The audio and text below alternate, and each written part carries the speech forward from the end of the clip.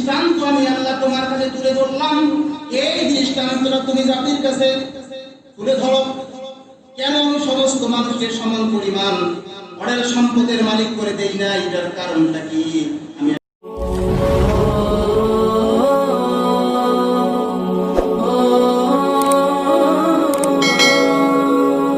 কোন নবীর আমলে পরীক্ষা ছাড়া নবীকে তার অনুসারীদেরকে আল্লাহ তাআলা পরকালীন জীবনের রাস্তাটাকে স্পষ্ট করে দেওয়ার জন্য কোনো রাস্তা রাখেন।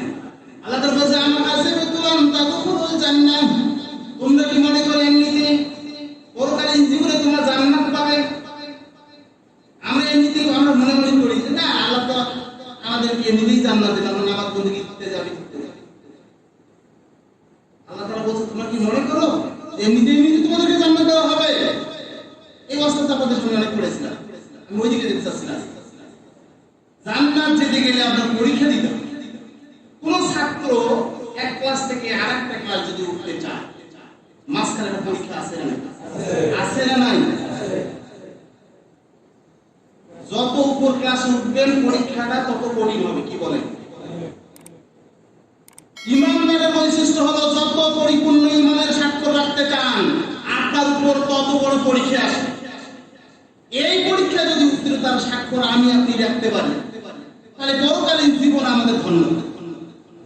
এই কথাটা তো চিরসত্য। কি বলেন? এই কথাটা কোরআন হাদিস দিয়ে দলিল উপস্থাপন করে আপনাদের সামনে এটা অনেক ব্যাখ্যা করেছি। আমি আজকে ওই দিকে যেতে চাচ্ছি না, আমি একটা বিষয় আপনাদের কাছে উপস্থাপন করতে চাই।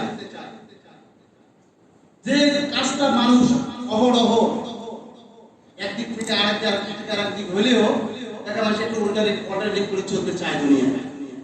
কিছু কিছু মানুষ আছে আল্লাহ তাআলার কাছেও চাই, কথা করতে বলছিলাম। আবার কোন মানুষের কাছে আবার ধারণা করে এরকম কিছু দাও, আবার মাজারে যাও বলে যে বাবা তুমি আমাকে দাও, আছে না?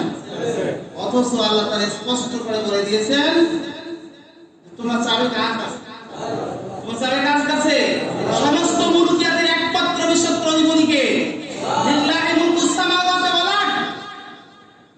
যাহা কিছু দেখতে পাই এবং যাহা দেখতে পাই না, সমগ্র বিশ্বের সমস্ত স্রষ্টা, সমস্ত কিছুর সৃষ্টির স্রষ্টা হলো আমার আল্লাহ।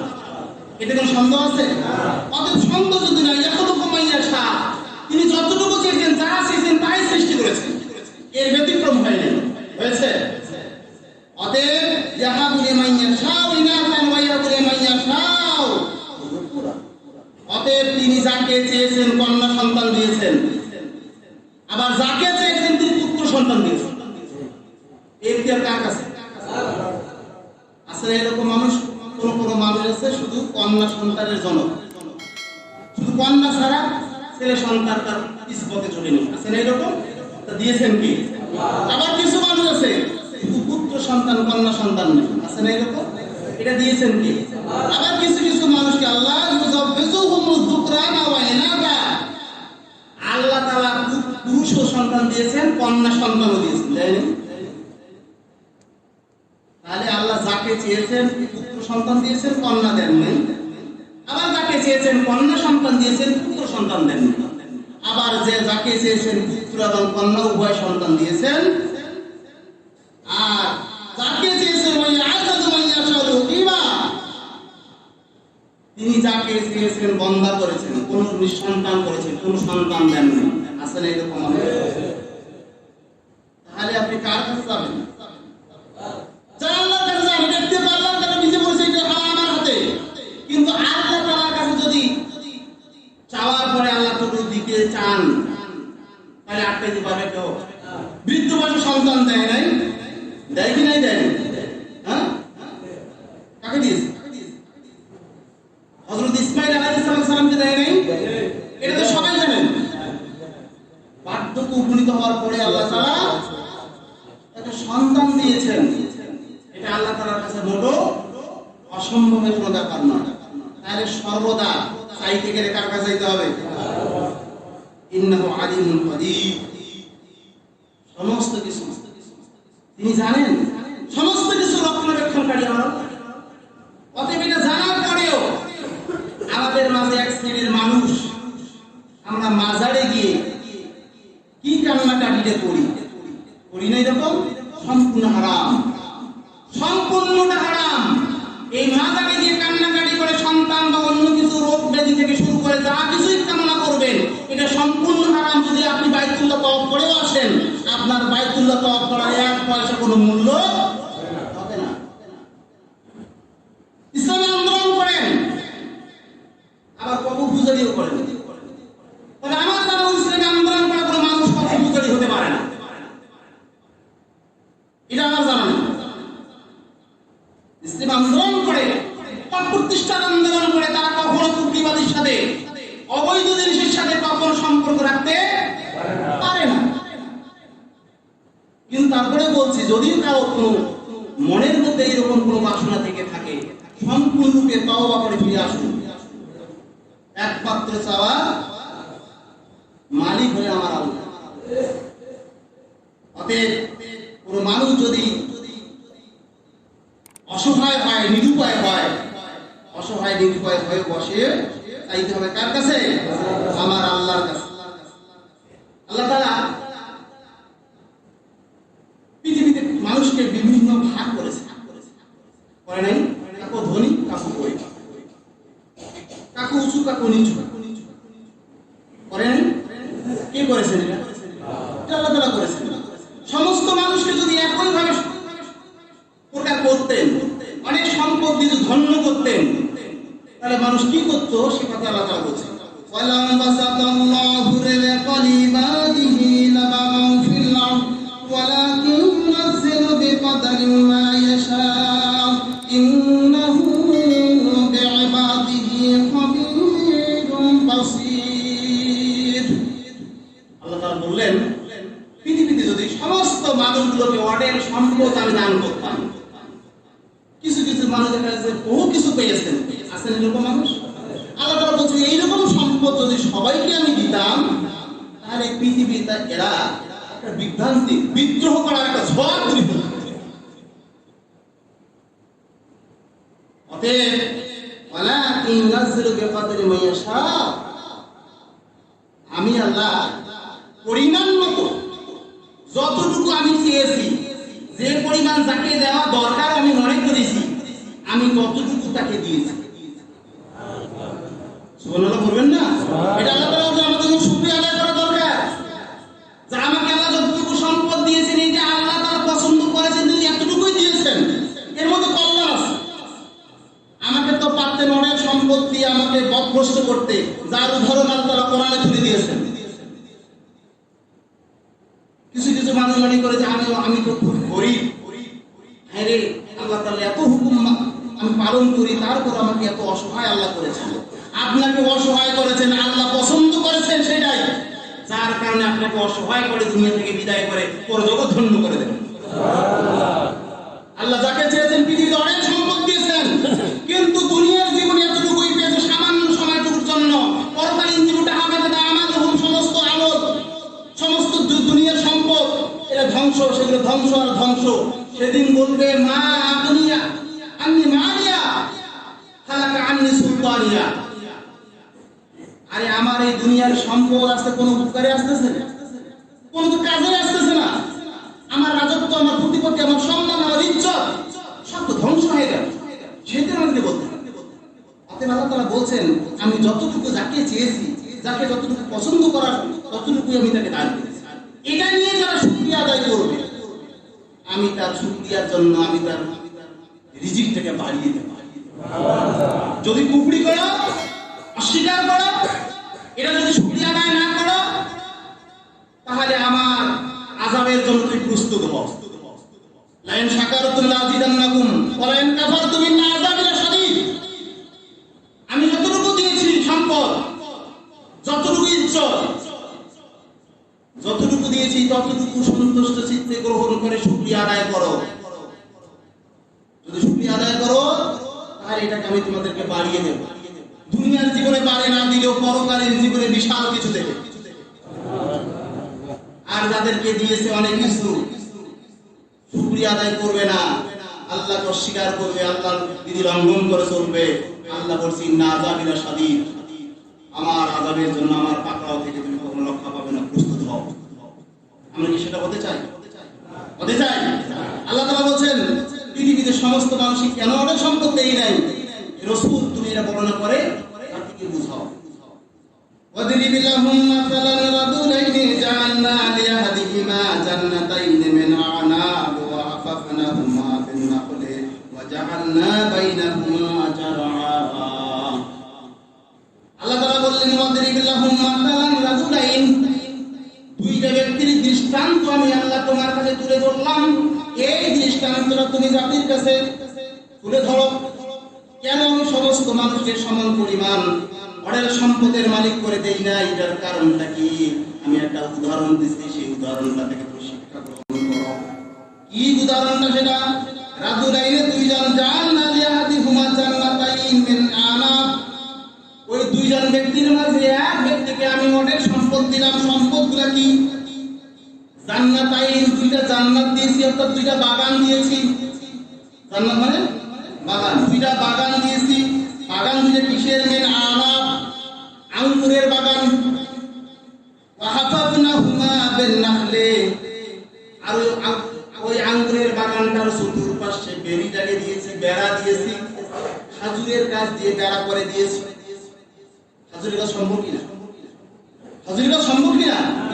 খাজুরের গাছও সম্ভব। আর খাজুরের গাছ দিয়ে বেড়া বানিয়ে দিয়েছে, মাঝখানে আঙ্গুরের দুইটা বাগান। ওয়াজআলনা বাইনাহুমা জারা, এবং ওই বাগানের আবার মাঝখানে কৃষি ক্ষেত হিসাবে আল্লাহ তাআলা শস্য উৎপাদন করার জন্য ব্যবস্থাও করে দিয়েছে।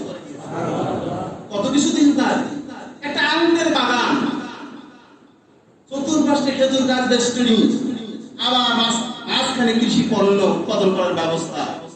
পরে অন্য এক জায়গায় বলেছেন যে আবার মাছ দিয়ে একটা নহর প্রবাহিত করে দিয়েছে, তার মানে সেখান থেকে পানি সেচ দিয়ে সে পরিপূর্ণতার সাথে এগুলো উৎপাদন করতে সক্ষম হয়। খেজুরের বাগান বেষ্টনী, আঙ্গুরের বাগান দুটো, এবং ওই শস্য খাত, কোনোটা কোনো সামান্যতম কোনো ত্রুটি হয় না উৎপাদনে। আর কি বললো? কেন উৎপাদন হয় না ত্রুটি? ওয়াফাকসারনা ইলাহুমা নাহারান, কারণ সময় মতো সে পানিও সেচ দিতে পারে। ওইটা একটা পানির নালা আল্লাহ তাআলা তৈরি করে দিয়েছে। ওয়াকানা লাহু সামারুন ফাকালা লিসাহিবিহি ওয়া হুয়া ইউহাবিরুহা আনা আকতারু মিনকা মালা ওয়া আযযু নাবারান, সে ওই ফল বাগান থেকে এমন পরিমাণ ফল, এমন পুরো শস্য দেওয়া শুরু করলো, সে লাভবান হওয়া শুরু করলো। সেখান থেকে আসলে সে বেনিফিটটা খুবই ভালো হয়েছিল। এই অবস্থায় ফাকালা, সে বলল লিসাহিবিহি, তার সাথে, তার মানে দুইজনের মধ্যে একজনকে এইরকম কিছু দিয়েছেন আর একজনকে অতটুকু দেন নাই। এখন যাকে দিয়েছেন তিনি বলছেন যে সাহিবিহি, তার সাথী, কি বলছেন? ওহুয়া ইউহাবিরুহু আনা আকসারু মিনকা মালা আযযু নাফারান, তার ওই বন্ধুকে বলছে যে এক পর্যায়ে যে আমি তোমার চেয়ে সবচেয়ে বেশি ধনী, আমি তোমার চেয়ে কি বেশি ধনী, আর কি, এবং আমার জনশক্তি, আমার সন্তান সন্ততি, আমার শক্তি বলতে আমার মানে সদস্য সংখ্যা, আমার আহার, আমার বাহু শক্তি তোমার চেয়ে অনেক বেশি। এই ব্যক্তি বলছে, তার মানে টাকাওয়ালা মানুষের তো বাহু বেশি হবে। কি বলেন? টাকাওয়ালা মানুষের তো ইজ্জত বেশি হয়, টাকাওয়ালা মানুষের বেশি শক্তি বেশি হয়, হয় কি না? সে অহংকার স্বরে বললো যে তোমার যে সম্পদ আমার বেশি, তোমার সে আমার সন্তান সন্ততি বাহু শক্তিও বেশি। এ কথাটা বলার পরে তার বন্ধুকে নিয়ে সে বাগানে প্রবেশ করে এইরকম অহংকার করা শুরু করলো। বন্ধুকে সাথে করে নিয়ে যখন এই দেখাশোনা করলো, তখন সে এক পর্যায়ে এই কথাগুলো বললো। দাখালা জান্নাতায়, তার মানে এটা আলোচনাটা হচ্ছে ওইখানে ওই বাগানে প্রবেশ করার পর। ওহুয়া যালিমুন লিনাফসিহি, তার মানে কথা বলতে বলতে সে নিজের উপর একটু জুলুম করা শুরু করলো। তার মানে দিয়েছেন কি এগুলা? আল্লাহকে বেমালুম ভুলে গিয়ে সে বলল তোমার থেকে আমি বড়, তোমার চেয়ে সব দিক থেকে আমি উত্তম। মানুষকে আল্লাহ তাআলা দিয়েছেন? সে বলে ফেলল, ওয়ালা, তার বন্ধু তাকে বলল, মা জন্নু আন তাবিদা হাদা আবাদা। বন্ধু, তুমি যে আজকে নিজের প্রতি যে জুলুমটা করলে, তুমি যে অন্যায়টা করেছো, তুমি যে বাড়াবাড়ি কথা বলেছো, এই বাড়াবাড়ি তোমাকে ধ্বংসের দিকে নিয়ে যাবে। কথা কি বুঝতে না? আমি কিন্তু বানাই কোনো কথা বলছি না, কোরআন থেকে বলছি। আল্লাহ তাআলা কোরআনের কথা তুলে দিয়েছে যে তোমাকে এটা ধ্বংসের দিকে নিয়ে যাচ্ছে। তিনি এক পর্যায়ে বললেন, ওমা আযাল্লু সাআত কায়মান লাইন রুবিতু ইলা রাব্বি লিআযান্না খায়রাম মিনহা মুনকালাবান। আল্লাহ তাআলা কথাটা এখানে তুলে দিয়েছে এইভাবে, এই জন্যই যে মানুষ এখান থেকে শিক্ষা গ্রহণ করবে। তাহলে তার সঙ্গী বলল যে তোমার এই কথা, তোমার এই সম্পদের অহংকার, তোমার এই বাহুশক্তির অহংকার তোমাকে ধ্বংস করবে। তিনি বললেন, আমাকে ধ্বংস করে? আর আমাকে তো আবার রব দিয়েছেন, আমাকে যতটুকু দিয়েছেন এর চেয়ে পরজগতে যদি যেতে হয়, কিয়ামত সে বিশ্বাস করে না, পরজগৎ আছে এটি বিশ্বাস করে না। সে বলল, যদি পরজগতে যেতেই হয় তাহলে তোমার চেয়ে জাকজমকপূর্ণ বেশি অবস্থায় আমি থাকব। তিনি বলছে যে না, আরে কখনো তো কিয়ামতের দিন মানুষ উত্থিত হবে না। যদি উঠতেই হয়, যদি উঠেই যায়, তাহলে তোমার চেয়ে আমি কি বেশি ভালো অবস্থায় থাকবো এবং তোমার চেয়ে বেশি লাভজনক ব্যবসার কথা যেটা বলছে, তোমার সবচেয়ে বেশি নিয়ামত আমি আল্লাহর কাছে পাবো।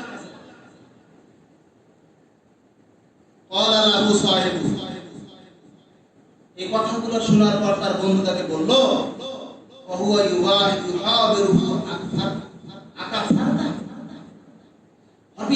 তিনি বলছেন যে তুমি কি এটা কুফরি করলা, অস্বীকার করলা, তুমি আল্লাহর সাথে শিরক করো? কিয়ামত নাই, যদি হতে হয় তাহলে তোমার চেয়ে ভালো পজিশনে থাকবো, তোমার চেয়ে আমি উত্তম বাহুশক্তির দিক থেকে, সম্পদের দিক থেকে। এটা কিন্তু অহংকার করো, আল্লাহর সাথে কুফরি করে এমন ধর্ম। এটা তো তোমার কথা বোঝা যাচ্ছে, এটা কারণটা কি? অথচ বিল্লাযী খালাকা মিন তুরাব, তুমি একবার ফিরে দেখো,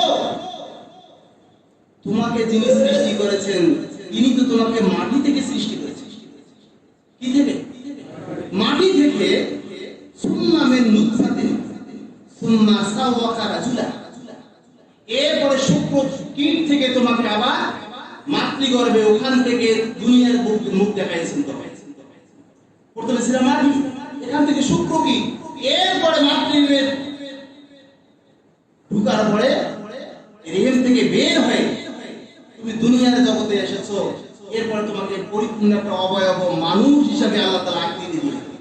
তা যিনি দিলেন এনার নিয়ামতের শুকরিয়া আদায় করো। যদি সে শুকরিয়া আদায় না করো তাহলে অস্বীকারী হবা। অস্বীকারী যদি হও তোমার জন্য ধ্বংস অনিবার্য। আমি এই কথাটি আপনাদের এতটুকু, এর বিষয়টা আরো আসতে অনেক, আমি এই কথাটি থেকে আপনাদের শিক্ষা দিলে বলতে চাচ্ছি, এই সঙ্গী সাথী তাকে বলছে নিজের পৃথিবীতে আসার সিস্টেমটাও বলে দিল, সম্পদ যিনি দিয়েছেন সেটাকে স্মরণ করে দেওয়ার পরেও এই মানুষটা যদি সতর্কতা অবলম্বন না করে, এর ধ্বংস আসা স্বাভাবিক কিনা? স্বাভাবিক কিনা? স্বাভাবিক কিনা? স্বাভাবিক। এই কথাটা স্মরণ করার জন্য আল্লাহ তাআলা মাঝে মধ্যে পৃথিবীতে কিছু নমুনা স্বরূপ গজব নাযিল করে। এই কথাটা আজকে 3 মাস আগে আমি এদের বলছেন, ওয়ালা নুযিকান্নাহু মিনাল আযাবিল আদনা দুনাল আযাবিল আকবার। হে দুনিয়ার মানুষ, তোমরা এখান থেকে সতর্কতা অবলম্বন করো। পৃথিবীতে তোমার উপরে সামান্যতম একটা গজব নাযিল করে তোমাকে সতর্ক করে দেই যে এখানে সীমাবদ্ধ নয়, এই সামান্য গজবেই তোমার জীবনের শেষ নয়, এর চেয়ে কঠিন ভয়াবহ গজব তোমার জন্য অপেক্ষা করেছে, এখনই সাবধান হয়ে যাও। সতর্কতার বাণী আল্লাহ তাআলা দেওয়ার জন্য, মানুষকে ভালো করার জন্য সময়ে সময়ে যুগে যুগে নবী রাসূলগণকে যেমন পাঠায়, যুগে যুগে আল্লাহ তাআলা কিছু গজব নাযিল করে। নাউজুবিল্লাহ বলবেন না। এই গজব নাযিল করার পিছনে কারণ এটা, এখানে আল্লাহ তাআলা মানুষকে সম্পদ দিয়েছেন, সম্পদ সৎ ব্যবহার করতে না পারো, আর এই সম্পদ কিয়ামতের ময়দানে আল্লাহ তাআলার দরবারে অগ্নি হিসাবে তার শরীরের মধ্যে, কোথায় বলা আছে হাদিস পাকে বলছে যে তাকে সর্প আকার করা হবে, সাপটাকে গলায় পেরিয়ে পড়ি দেওয়া হবে এবং সে বলবে আনা মালুকা না কানজুকা আকরাউলাহু জাবিবাতান, তার মুখের মধ্যে চোয়ালের মধ্যে কামড়াবে আর বলবে ইয়াকুলু আনা মালুকা না কানজুকা, আমি তোমার পুঞ্জীবিত ধন, আমি তোমার সম্পদ যেটা তুমি জমা করে রেখেছিলা। এই সম্পদ কিয়ামতের ময়দানে অজগর সাপ হবে, বুখারী শরীফের হাদিস। অতএব এই ব্যক্তিকে আল্লাহ তাআলা ওই বান্দা সতর্ক করে দিল যে তুমি সাবধান হও, এরপরেও তিনি সাবধান হলেন না। সাবধান না হওয়ার পরে তিনি বললেন যে ওয়ালাউলা ইয দাখালতাল জান্নাতাকা কুলতা মাশাআল্লাহ লা কুওয়াতা ইল্লা বিল্লাহ ইন তারানি আন আকাল্লা মিনকা মালা ওয়ালাদা। এই কথাগুলো বলার পরে সে তার বাগানে প্রবেশ করল তার বন্ধুকে নিয়ে। তিনি বললেন, তার বন্ধুটাকে বললেন, তুমি এগুলো কথা অস্বীকার করো, এগুলো কথা বাদ দাও, এগুলো কথা বন্ধ করো, কারণ এগুলো যদি তুমি বলো, আল্লাহ যদি চান তাহলে তোমার সে আমাকে বিত্তশালী বেশি করতে পারে। তুমি এরকম অহংকার করো না, আমাকে এত অবজ্ঞা করো না, আমাকে এত ছোট করে দেখো না, তুমি এগুলো বাদ দাও, এগুলোকে মুছে দিয়ে দাও, এগুলো থেকে ফিরে আসো, এগুলো থেকে তওবা করো। তুমি সম্পদের অহংকার দেখো, আমাকে সম্পদ আল্লাহ বেশি দিতে পারে। তুমি সন্তানের অহংকার দেখাও, সন্তান দেওয়ার মালিক আল্লাহ, আমাকে তোমার চেয়ে আরো বেশি সন্তান আল্লাহ দান করতে পারেন। বেশ শক্তির ক্ষমতা দেখাও, তিনি তোমাকে দিলেন, তিনি ক্ষমতায় বসাইছেন, তিনি তোমাকে অপসারণ করতে পারেন, পারেন কিনা? কুলিল্লাহুম্মা মালিকাল মুলক তুতিল মুলকা মান তাশা ওয়া তানজিউল মুলকা লিমান তাশা ওয়া তুইজ্জু মান তাশা ওয়া তুযিল্লু মান তাশা বিয়াদিকাল খায়র ইন্নাকা আলা কুল্লি শাইইন। অতএব এই মুলকিয়াত তোমাকে দেওয়া হয়েছে, যিনি মুলকিয়াত তোমাকে দিয়েছেন তিনি মুলকিয়াত তোমার কাছ থেকে কেড়ে নিতে পারেন, যিনি তোমাকে সম্মানের আসরে বসাইছেন তিনি তোমাকে বিচ্যুত করে এখান থেকে সরাই দেবেন। এইটার মালিক আমার, কি বলে তিনি বলে দিলেন, যেটার অহংকার তুমি করো না। এরপরেও তিনি বললেন আযা আবাইয়া আন ইউতিনাল খায়রা মিন জান্নাতিকা ওয়া লা ইউরসিলা আলাইহা হুসবানা মিন সামায়ে ফাতুসবিহু সাঈদান জালাব। অতএব অসম্ভব কিছু নয়, অসম্ভব কিছু নয়। তুমি ক্ষণিকের এই সামান্য সম্পদ পেয়েছো, তুমি নিঃশেষ হতে পারো, মিনিটেই নিঃশেষ হতে পারো। আর বন্ধু তাকে ওই বাজারের মধ্যে কথা বলতেছে, তুমি নিমিষেই তুমি শেষ হতে পারো, তুমি এখন আর সময় আছে, তুমি তওবা করে ফিরে আসো। এই কথাটা বলতে বলতে না বলতে আল্লাহ তাআলার ফায়সালা এসে গেল। ফায়সালাটা হলো আল্লাহ তাআলা বললেন, এই অবস্থা শেষ না হতেই তিনি বললেন, আরেকটা কথা বললেন যে আমরা এই বাগানে ঢুকেছি, কত সুন্দর তরুলতা, কত সুন্দর উদ্যান, এটা যে নিমিষেই শেষ হতে পারে তুমি কি বিশ্বাস করো? নিমিষেই রন্ধবন্ধ হয়ে যাবে, বিশ্বাস করো? কিন্তু তিনি সেটাকে অনুভব করতেছেন না। ঠিক এই অবস্থায় ইউসবিহা মা ইউহা রাওরান ফালা ইস্তাতিআ লাহু তালাবা। এই অবস্থাতে যে নহরটা ছিল ওই বাগানের মাঝখানে, নহরের পানিটা কি হয়ে গেল? শুকিয়ে গেল, নিঃশেষ, কোনো পানি নেই। আর কি হলো?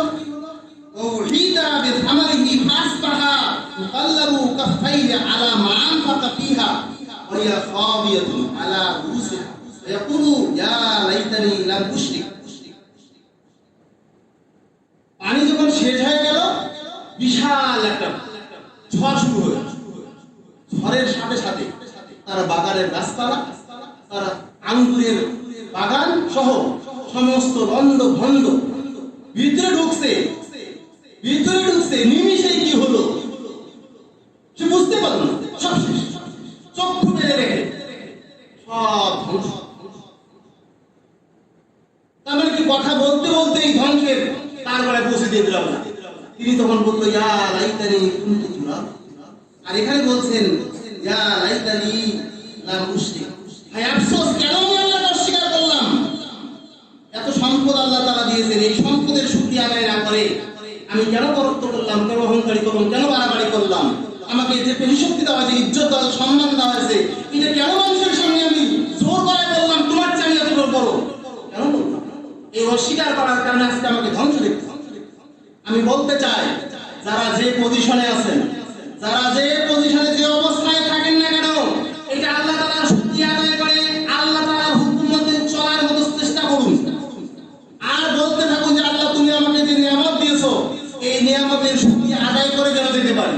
কিয়ামতের ময়দানে আমাকে নাশকর বান্দার সামনে তুমি করো না। এটা বলতে বলতে দুনিয়ার জীবন শেষ করেন, তাহলে ফায়দা হবে। সম্পদ দিয়েছে, সম্পদ কিয়ামতের ময়দানে আপনার আমার জন্য নাজাতের ওসিলা হবে। যে সম্পদ দিয়েছে, যতটুকু যার হক, এই হক তার কাছে ফিরে দিন। যতটুকু দান শ্রদ্ধা করা দরকার ততটুকু দান শ্রদ্ধা করুন। যার সম্পদ যতটুকু আপনার ভিতরে ঢুকেছে সেটা বাইর করে দিন। অন্যায়ভাবে অন্যের সম্পদ জবরদস্তি করে, অন্যায়ভাবে মানুষের সম্পদ কেড়ে নিয়ে, অন্যায়ভাবে মানুষকে বিপদের মুখে ফেলে দিয়ে তার কাছ থেকে টাকা হাতিয়ে নিয়ে আপনি কোটিপতি সম্পদ আনার চেষ্টা করিয়েন না। যদি করতে চান করতে পারেন দুনিয়ার জীবনে সামান্য সময়ের জন্য, পরকালীন জীবনে আপনার জন্য অপেক্ষা করছে জাহান্নামের সেই কঠিন অভিযোগ। কি বলে? আসুন আমরা সেই জাহান্নামকে ভয় করে আল্লাহ তাআলা যে উদাহরণ, যে দৃষ্টান্ত তুলে দিয়েছেন, সেখান থেকে শিক্ষা গ্রহণ করে আমরা আমাদের জীবনটাকে সেই দিকে আল্লাহ তাআলা কোরআনের দিকে ধাবিত করার জন্য আল্লাহ তাআলা সাহায্য কামনা করি। আল্লাহ তাআলার কাছে তৌফিক, সাহায্য কামনা করি। আজকে সংক্ষিপ্ত কথা শেষ করছি। তৌফিক ইল্লা বিল্লাহ। আসসালামু আলাইকুম ওয়া রাহমাতুল্লাহ।